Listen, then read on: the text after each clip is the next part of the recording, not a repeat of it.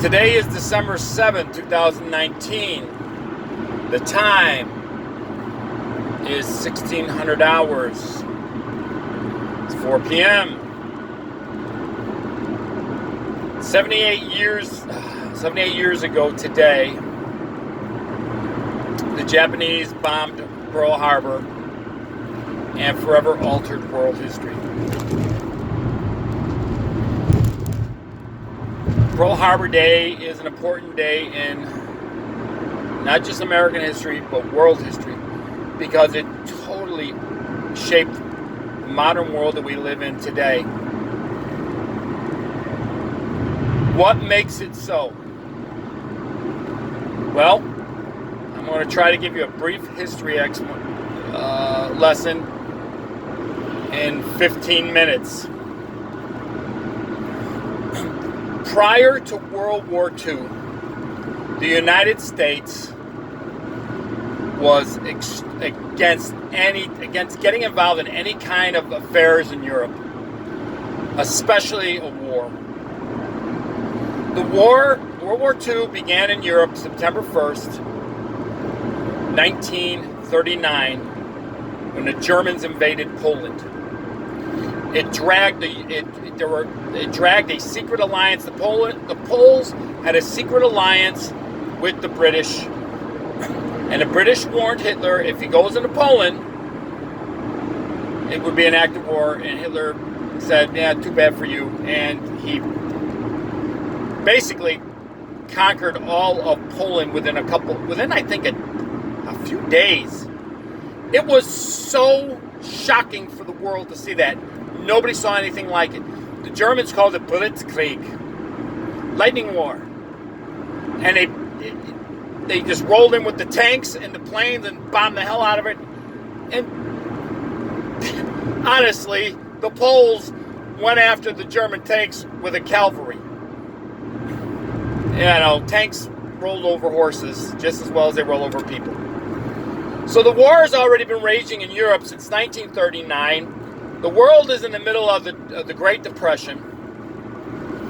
Franklin Delano Roosevelt has been wanting to get involved in the European war for a while, but he can't convince the American people to do it. He can't do it. Nobody wants to get involved. They're all pissed off because World War I ended so badly with so many American lives lost, and a completely redrawn map of Europe based on ethnicities and the regions these ethnicities lived as the remnants of the Austrian-Hungarian Empire. Okay? And the whole reason Nazi Germany rose to power is because of a humiliating defeat by the British, the French, and the Americans. And Hitler comes to power because he was a private in World War I. All right? He comes to power by slowly getting political power and favor in Germany, and he gives the German people hope of a better life and restores their pride as being people. That's how, in a nutshell, that's how Hitler became so popular. And he put the people back to work in a time when the world was basically eating lard spread between two pieces of bread to survive. Think about that. And he did this by starting up a war machine and putting everybody to work in Germany again by making tanks and guns and ammunition and planes and putting the scientists and the engineers to work and making up, and that's how he brings Germany out of the Depression. Meanwhile, in the United States, FDR has got people digging ditches and planting trees, and that's his economic recovery plan, which was been going on since 1929, and here it's 1941, and everybody's still eating lard sandwiches, so to speak, and living in tent cities in Central Park, New York. So, and here's the deal. Hitler is ravaging Europe. Hitler and Mussolini. The United States doesn't want to get involved in this. The Japanese are on a rampage throughout the South Pacific and China and the Philippines, and they see themselves as these great liberators of the British because the British own all of that. So the British are dealing with the Japanese on one end, and they're dealing with Hitler on the other end. And the Japanese and the Italians and the Germans form the Axis powers, which basically is a non-aggression pact that says, I'm going to ignore what you're doing, and we're not going to attack each other, and just go about your business.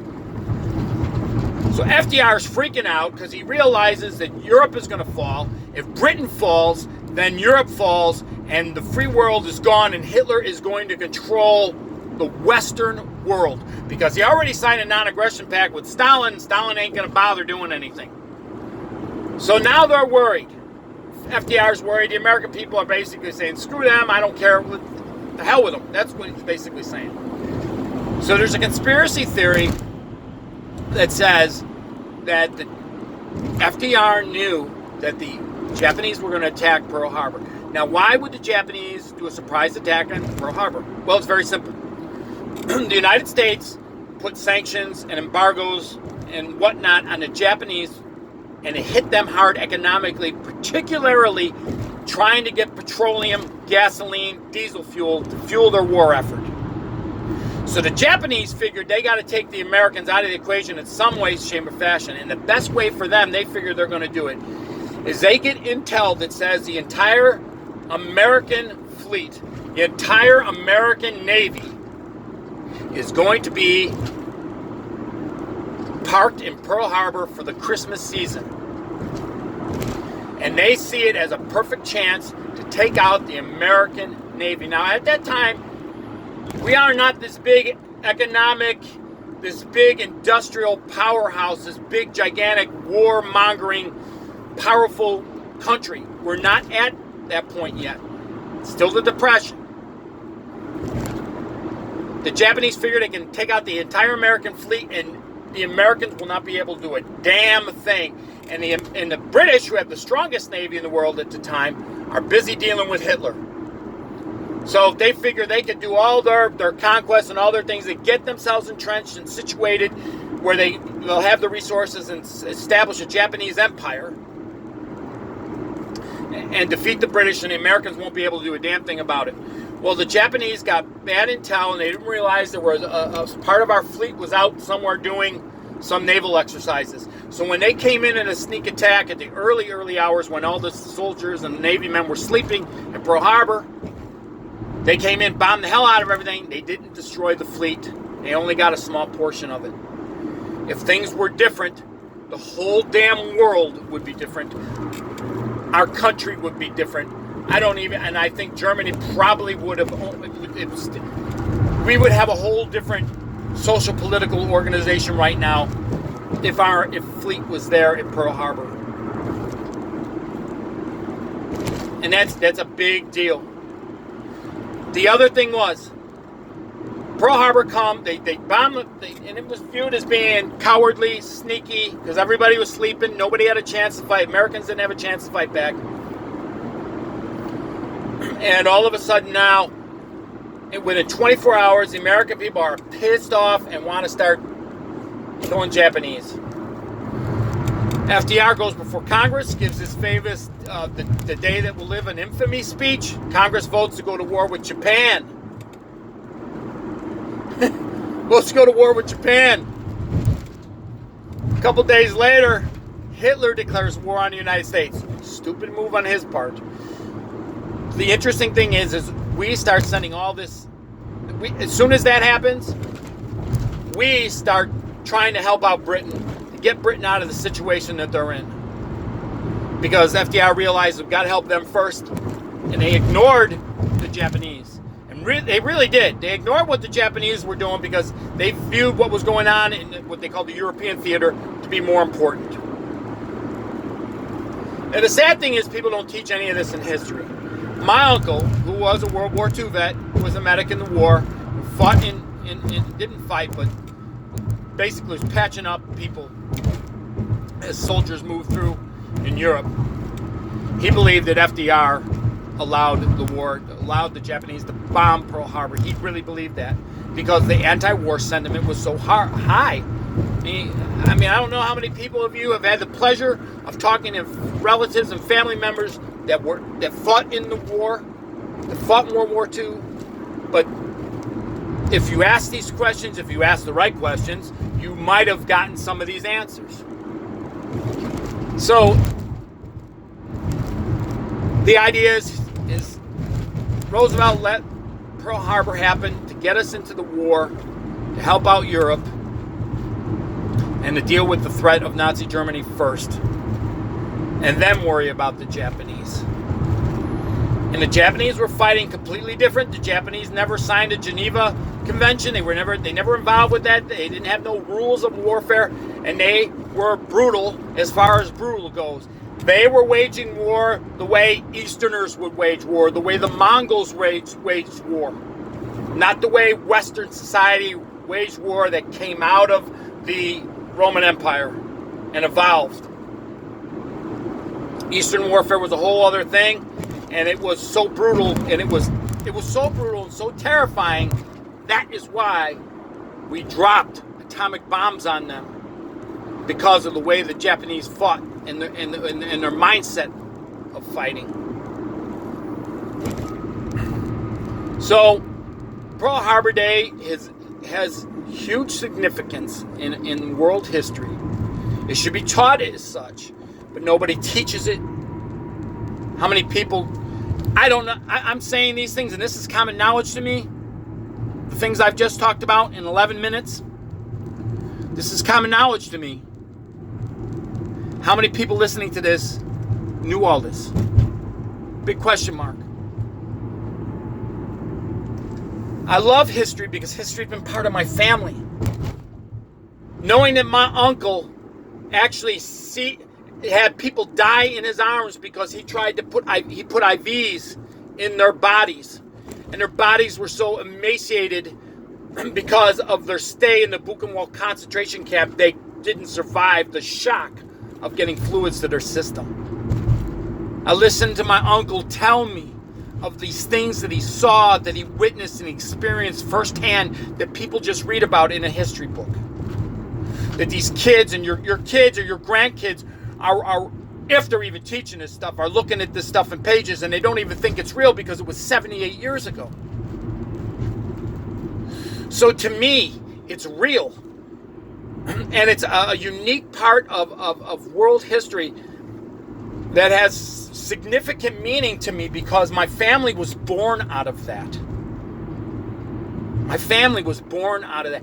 My great-grandfather came here to this country because he saw the rumors of war brewing in the Austrian-Hungarian Empire 14 years before it happened. He knew it was coming. He left there to come to this country because he knew that war was on the horizon. My great-grandmother came out of the Austrian-Hungarian Empire as well. She came over here, followed her brothers and sisters over here, who were already. Then this was in the late 1800s, early 1900s, prior to 1914. Prior to that, my uncle was born to my great-grandmother. Okay, and he was born in 1914. She came over here before that. It's the turn of the century. Think about this. There are Civil War veterans still alive at this time. My uncle met Civil War veterans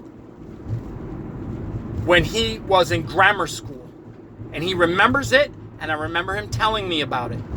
So this stuff has an important part to me because it is part of the fiber of who I am. So here we are at the 15-minute mark.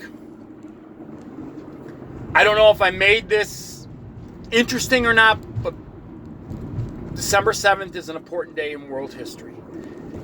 It's a pivotal time in American history, a pivotal time in the world history that was decided on in some war room in Japan.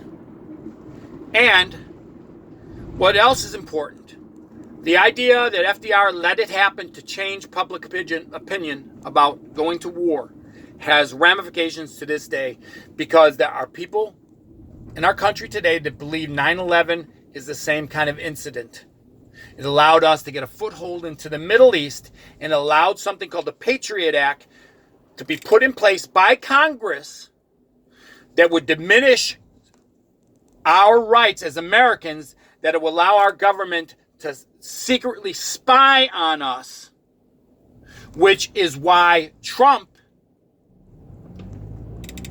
is having a stroke because of a false FISA warrant. Back when they did the Patriot Act, there was fear that that would be abused on American citizens.